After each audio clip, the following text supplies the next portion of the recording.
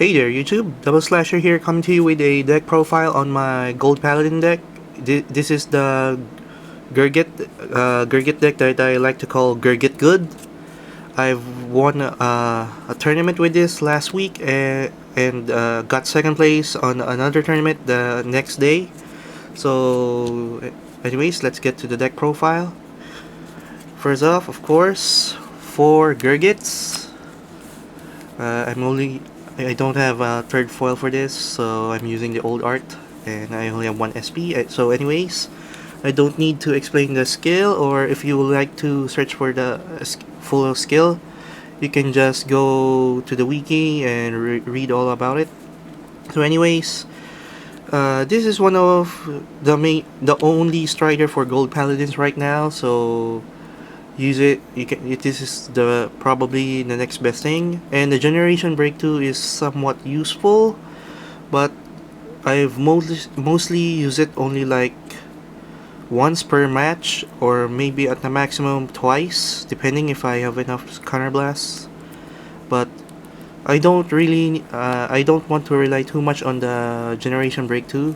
You're actually only want to ride this for its on strider skill, which is to look at the top 4, call 1, and it gains 2000 power.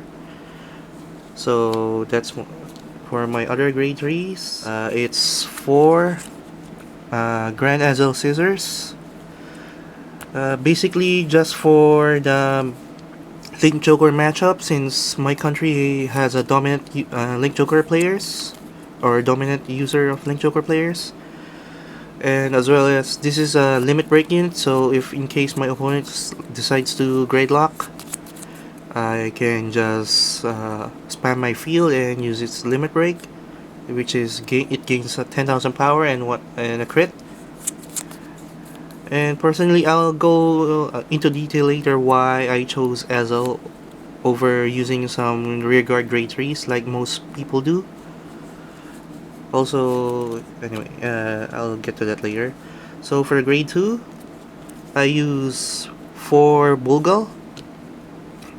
So this is basically just the Unite beatdown monster. It gains 5,000 power. I know I said you should just search for the Wii for the full skill, but I'll get into detail later why I chose most of my grade 2 units. So since I chose this one before the beatdown, for it gains 5,000 power when you're on the Unite state. The other is Regan, or this time if you're in Unite, she gains 3,000 power. So this is basically a 12k attacker. So anyways, what you're really after for this is the resist, since there's very few units in Gold Paladins right now with resist. But actually, you're going after for both, since this one can attack if you're in Unite and you Strode, this can attack the rear guard for 12k. But meanwhile, Bulgal can only attack the Vanguard. It only gains 5,000 power if you attack only the Vanguard. If you're attacking with the rear guard with this unit, it's still at 9,000 power. So these two units are somewhat versatile depending on what you need to hit. And for my last grade 2, I run 4 Holy Mage P-Will. This is basically the twin sword of the deck. And you're wondering why I don't run Pelimore, or it's Pelimore, and the other one I keep forgetting the name. But anyways, the problem is those two are generation break units. You can't since your Aglovale units, they're considered the Aglovale clones, right? So the reason why Aglovale was so good back in Legion format is because you can use its skill right away, even before you perform your Legion, before you even get to grade 3.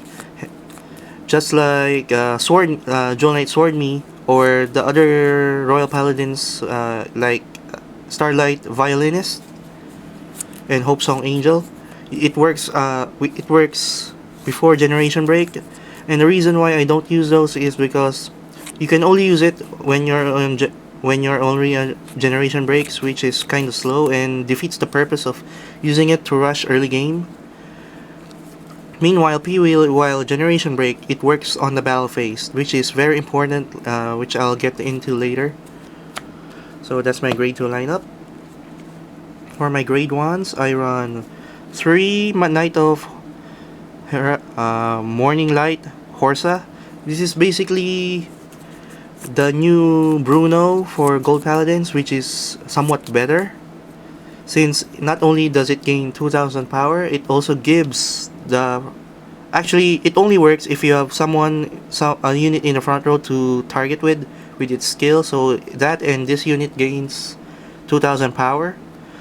And while Bruno only works when you superior call, this unit works once you called a second unit to enable the Unite state, and if you call from hand, this still procs. Next card is, yes, to Jeffrey, Sunshine Knight Jeffrey. Sorry, I don't really memorize the entire name, so I'm reading it right now. So Jeffrey, well, this one is quite usable back in GBT07, I think.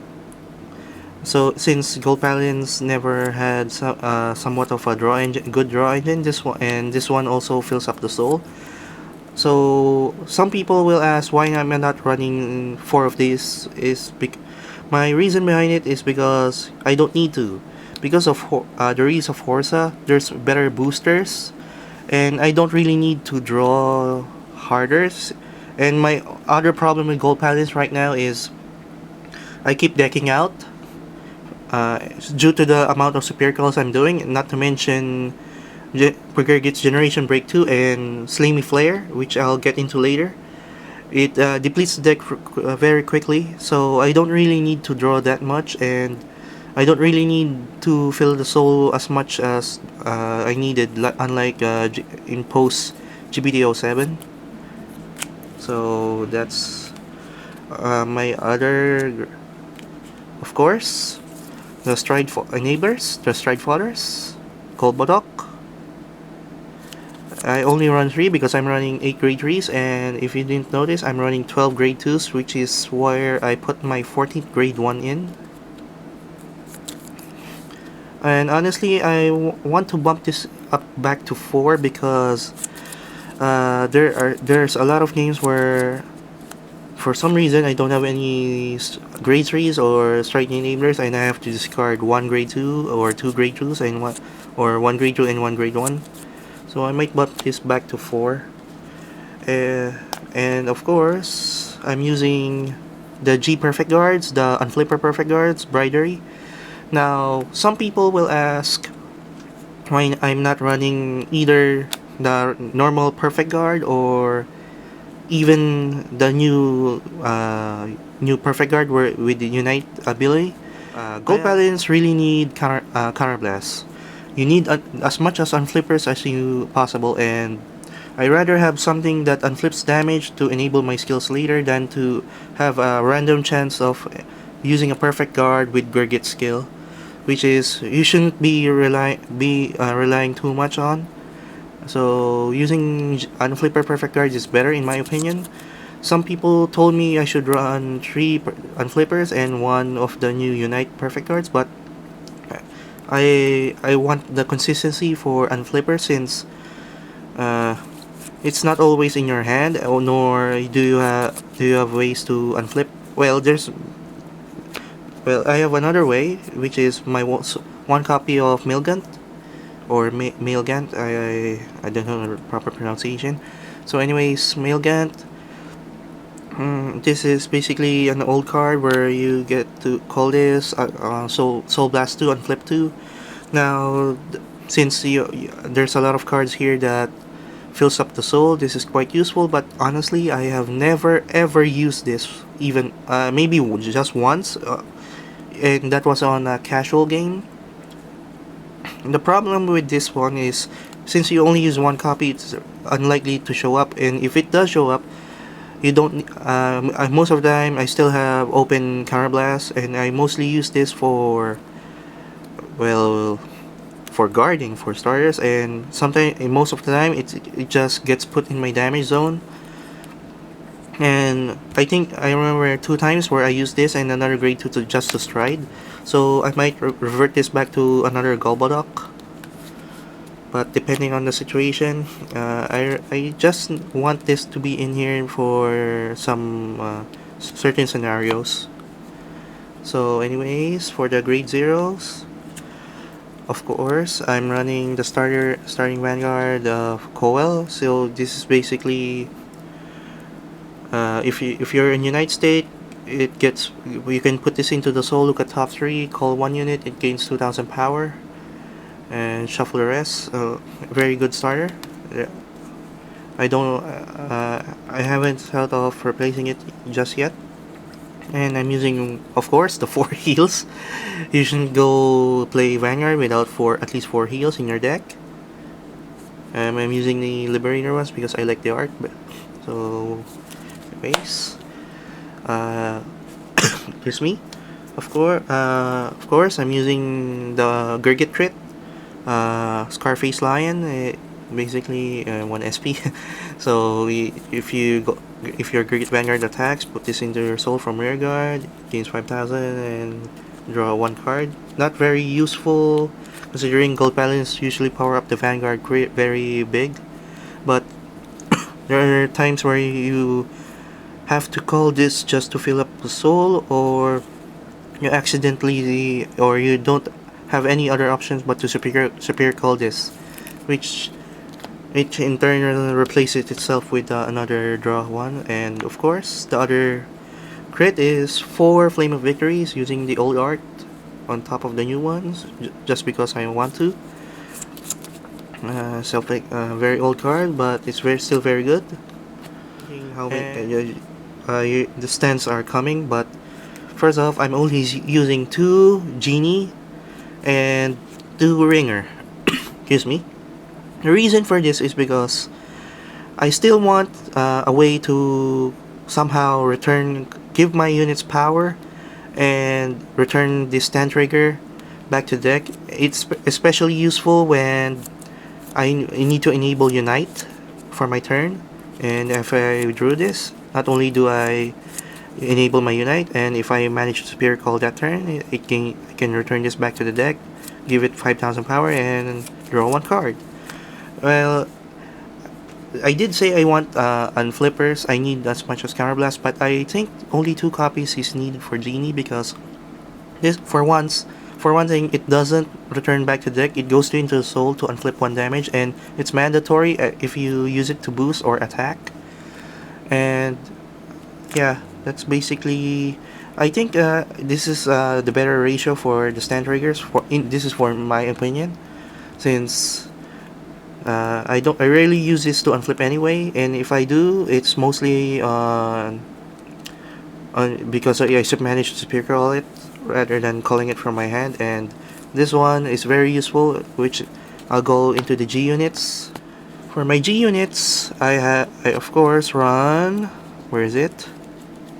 Oh wait, I remove my basically I run 1 Sea Breeze for the grade 2 gaming. I've removed it from my Gold Paladin and put it on my Gear Chronicle, so I can't show it to you right now. But anyways, it's basically a staple for the G zone. So let's go over with the most basic. So I run 2 Scourge Point Dragon.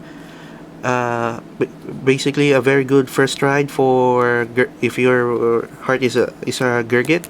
So not only does it gain the first superior call you're gonna do with the stride skill, gains automatic 7000 power, because GurGit gives 2000 power and this one gives 5000 power. So I don't need to go deeper into this, since this is a very good first stride for GurGit. Then this is the MVP of the deck right now. 4 Glorious Raging Dragon, and of course 1 SP. So I think since this is a new card, I'll explain it. When you're at generation, you have to first to be at Unite, and this doesn't require you to be at Generation Break 2, to be honest, but it's better. Actually, you have to. It's basically you have to be Generation Break to make the best out of this. So anyways, you have to be at Unite state, and when this card attacks, you counterblast 1, you return 2 rear guards back to the bottom of the deck, you flip 1 copy of this from your G zone, so it's basically a G persona. And then you look at the top 7 cards of your deck. For how many face-up G units you have in your G zone, that's how many you can call to separate rear guard. So it doesn't have to be an open rear guard, unlike the old one, Spear Cross Dragon. And shuffle the remaining back to the deck. Then, if you called 3 cards with 3 or more units with this unit, you get to unflip 1 damage and soul charge 1. Now, this is basically the MVP. Like I said, this is the MVP of the deck right now. Not only does it pay for itself if you called 3 or more units, but you can potentially gain 2 extra attacks with this.